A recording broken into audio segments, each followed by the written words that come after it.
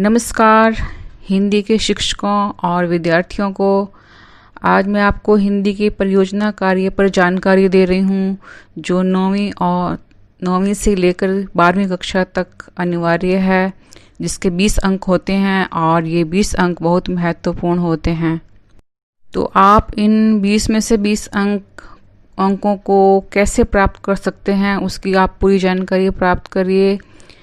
ये जो 20 अंक हैं इसमें 5 अंक होंगे श्रवण के और 5 अंक वाचन के और 10 अंक परियोजना कार्य के।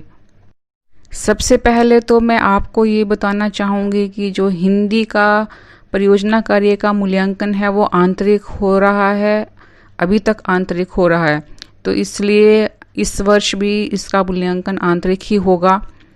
तो श्रवण के लिए 5 अंक में से 5 अंक आप कैसे प्राप्त कर सकते हैं, इसमें आपको कोई कविता, कहानी, भाषण, वाद विवाद, कोई श्रव्य अंश जिसको आप ऑडियो क्लिप भी कहते हैं, आपको सुनवाया जाएगा।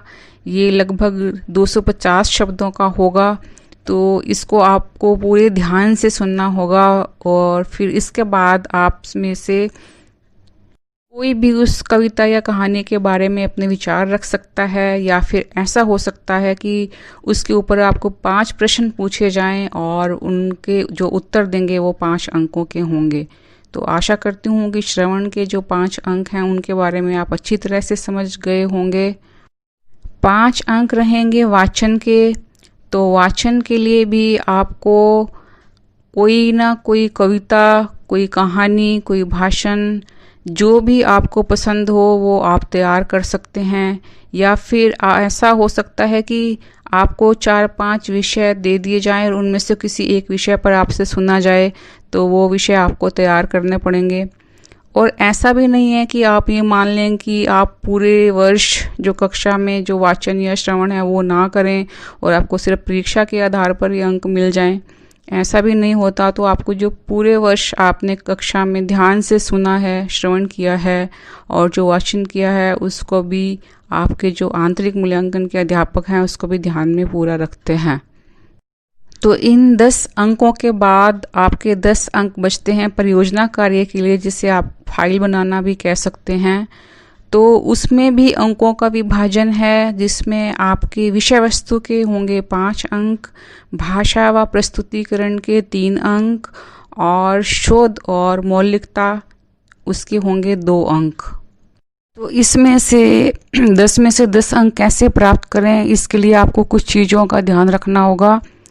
सबसे पहले तो जो आप फाइल कवर बनाएंगे उस पर आप प्लास्टिक का उपयोग नहीं करेंगे, यानी प्लास्टिक कवर जो है वो नहीं चढ़ाएंगे। कुछ बच्चे गत्ते का जो कवर है वो इस्तेमाल तो करते हैं लेकिन उसके ऊपर भी प्लास्टिक चढ़ा देते हैं। तो हमें प्लास्टिक से बचना है, अपने पर्यावरण को बचाना है, तो प्लास्टिक के कवर का उपयोग ना करें। दूसरा, जो आप पेपर लगाएंगे वो एक साइड प्लेन होता है और दूसरा साइड जो है वो लाइन वाला होता है, राइट साइड वाला, जिस पर आप लिखते हैं। ये पेपर A4 साइज़ के हो सकते हैं। आप इसमें सफ़ेद या रंगीन, आजकल कई तरह के रंगीन पेपर आते हैं, आप उनका इस्तेमाल कर सकते हैं। तो आपके प्रस्तुतिकरण के भी नंबर हैं, इसलिए आपको जो आप प्रोजेक्ट बना रहे हों वो देखने में बाहर से भी सुंदर हो। जैसे आप कहीं जाते हैं तो सज सवर कर जाते हैं, आपको अच्छा लगता है, देखने वाले को भी अच्छा लगता है। इसी तरह से जो आप कार्य कर रहे हों उसमें से आपकी रचनात्मकता झलक आनी चाहिए, आपकी क्रिएटिविटी नज़र आनी चाहिए, यानी वो देखने में बाहर से सुंदर हो। मैं आपको ये 2-3 सैंपल दिखा रही हूँ स्क्रीन पर, आप इनको देख सकते हैं। लेकिन कई बार ऐसा भी होता है कि बच्चे ने मेहनत तो बहुत की होती है लेकिन उससे जो किसी सिंपल वाला है प्रोजेक्ट वो ज़्यादा अच्छा लग रहा होता है। तो आप ये ध्यान रखें कि जो आप मेहनत कर रहे हैं वो सुंदर लगे। भाषा और प्रस्तुतिकरण के 3 अंक हैं, इसलिए आपको प्रस्तुतिकरण जो है वो सुंदर होना चाहिए। और भाषा के लिए आपका जो लेखन है वो सुंदर हो, साफ हो, अच्छे से पढ़ा जाए, उसमें भाषा की गलतियां ना हो, आपकी मात्राएं, आपकी जो बिंदी आप लगाते हैं वो कई बार बच्चे छोड़ देते हैं, तो उस सब का ध्यान रखें ताकि आपको पूरे अंक मिल जाएं।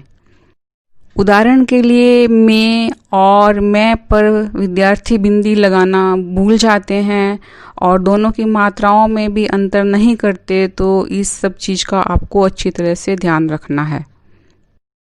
विषय वस्तु के आपके 5 अंक हैं, तो आपको विषय का चुनाव पूरी समझदारी से करना है। आपको अपनी रुचि के अनुसार करना है, क्योंकि जिसमें आपकी रुचि नहीं होगी तो वो कार्य आप अच्छे से नहीं कर पाएंगे। कई बार ऐसा होता है कि आपको जो कवि या लेखक पसंद होता है वो किसी दूसरे को नहीं पसंद होता, क्योंकि तो सबकी जो है अपनी अलग अलग रुचि होती है। तो उसके अनुसार आप कवि या लेखक या जिस भी पाठ पर आप बनाना चाहते हैं परियोजना कार्य, तो उसकी अपनी रुचि के अनुसार ही चुनाव करें, तो उसे करने में आपको आनंद आएगा। अब इसमें किसी बच्चे को कविता पसंद होती है, किसी को कहानी या किसी को कोई लेख पसंद होता है, तो वो अपनी रुचि के अनुसार कार्य कर सकते हैं। इसके लिए आप किसी एक कवि लेखक का चुनाव भी कर सकते हैं, या आप 3-4 कवियों या लेखकों को भी ले सकते हैं। दूसरी बात, आप जो उसमें चित्र लगाएंगे वो आपके विषय के अनुरूप होने चाहिए, सुरुचिपूर्ण होने चाहिए। कई बार देखने में आता है कि छात्र कहीं से भी कोई भी चित्र लाकर लगा देते हैं जो विषय के अनुरूप नहीं होता, तो इस बात का आप पूर्ण ध्यान रखें कि जो आप चित्र लगा रहे हैं वो सुरुचिपूर्ण हो और विषय के अनुरूप हो। अब व्यक्ति और माध्यम जो है पुस्तक, उसमें से भी आप परियोजना कार्य ले सकते हैं। उसमें से आप केवल रेडियो या केवल दूरदर्शन या केवल इंटरनेट पर भी परियोजना कार्य कर सकते हैं, या उन सबको भी ले सकते हैं, रेडियो, दूरदर्शन, इंटरनेट, उन सबको लेकर भी एक परियोजना कार्य बना सकते हैं। उस पर तो आपको भरपूर सामग्री मिल जाएगी, आपको चित्र भी मिल जाएंगे और आपको सामग्री की कोई भी कमी नहीं रहेगी। तो ये आपकी अपनी रुचि के अनुसार होगा आपका विषय का चुनाव। ऐसा नहीं कि कोई दूसरा विद्यार्थी इस विषय पर बना रहा है तो आप बिल्कुल उसकी नकल कर लें, ऐसा ठीक नहीं है, फिर आप कुछ सीख नहीं पाएंगे। इसमें 2 अंक आपके शोध कार्य और मौलिकता के हैं।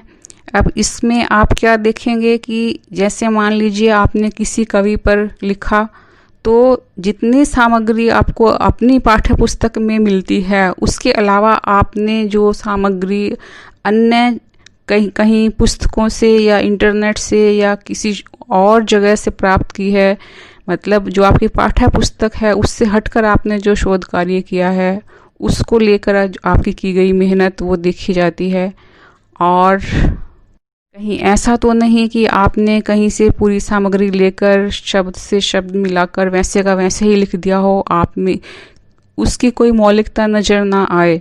तो ये चीज़ों का आपको ध्यान रखना है। इसके अनुसार फिर आप परियोजना कार्य के लिए पूरे 10 में से 10 अंक और श्रवण और वाचन को मिलाकर पूरे 20 में से 20 अंक प्राप्त कर सकते हैं। अब जो आप फाइल बनाएंगे उसके बारे में भी कुछ सुझाव मैं आपको दे रही हूँ। उसमें आप जो प्रथम पृष्ठ है वो आप खाली छोड़ दें, क्योंकि उसमें जो आपके परीक्षक हैं उन्हें अगर कुछ लिखना होगा या आपको अंक देने होंगे तो वो उनके लिए काम आएगा। फिर दूसरे पृष्ठ पर आप अपना नाम और परियोजना कार्य का पूरा विवरण लिखें, आप किस विषय पर परियोजना कार्य बना रहे हैं, और ध्यान रखें कि गलतियां ना हो, भाषा की गलतियां नाम वाले अंक पर जो आपका पृष्ठ होगा उस पर तो बिल्कुल ही नहीं होनी चाहिए, वैसे तो कहीं भी नहीं होनी चाहिए। जो तीसरा पृष्ठ होगा उस पर आप क्रम संख्या दें, यानी आपकी फाइल में आपने किस विषय पर काम किया है। मान लीजिए आपने रेडियो, इंटरनेट, टीवी उस पर काम किया है और या किसी 3-4 कवियों को लेकर काम किया है, तो उसका जो विवरण है वो आप क्रम संख्या वाले पृष्ठ पर दें। इसके बाद अंदर के पृष्ठों पर जो आप परियोजना कार्य करेंगे, यानी जो बाईं साइड है वहाँ चित्र लगाएंगे और दाईं साइड में आप लिखेंगे। उसके बाद जो अंतिम पृष्ठ होगा, अंतिम पृष्ठ से एक पृष्ठ पहले आपको आभार व्यक्त करना है। किसका आभार व्यक्त करना है? जहां से आपने सामग्री प्राप्त की है, यानी परियोजना कार्य के लिए जिस ने आपकी सहायता की है। मान लीजिए किसी आपके मित्रों ने आपकी सहायता की है और आपने कुछ पुस्तकों से सामग्री ली है या इंटरनेट से ली है, तो उसका विवरण देना है और साथ में उनका आभार व्यक्त करना है।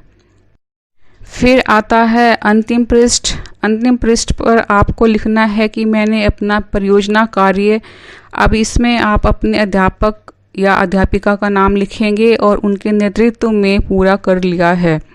तो इस तरह से आप अगर कार्य करेंगे, साफ सफाई से करेंगे, सुंदर लिखेंगे, तो आपको पूरे 20 में से 20 अंक प्राप्त होंगे।